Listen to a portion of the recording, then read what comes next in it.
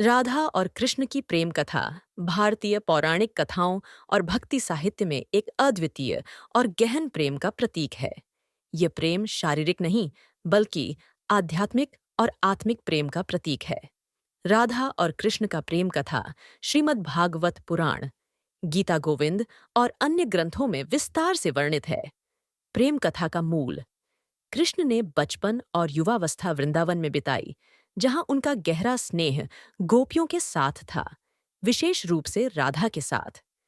राधा और कृष्ण के बीच का प्रेम दिव्य माना जाता है, जहां राधा को भगवान कृष्ण का सर्वश्रेष्ठ भक्त माना जाता है और कृष्ण उनके प्रति असीम प्रेम व्यक्त करते हैं। प्रेम का अर्थ: राधा और कृष्ण का प्रेम सांसारिक प्रेम से परे है, क्योंकि यह भक्ति और आत्मिक मिलन पर आधारित है। राधा का प्रेम कृष्ण के प्रति पूर्ण समर्पण और भक्ति का प्रतीक है।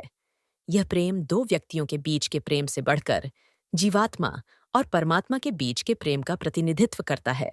गोपियों के साथ रासलीला: कृष्ण ने गोपियों के साथ रासलीला की, जिसमें राधा प्रमुख थीं।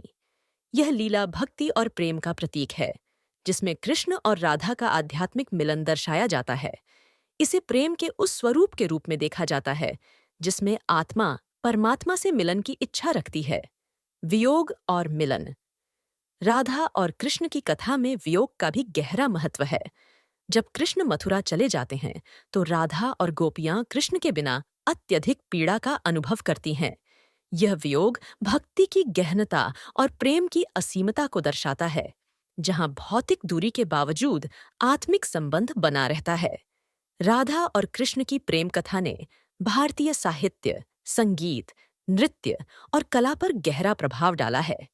ये प्रेम कथा हमें यह सिखाती है कि सच्चा प्रेम समर्पण, त्याग और भक्ति से परिपूर्ण होता है।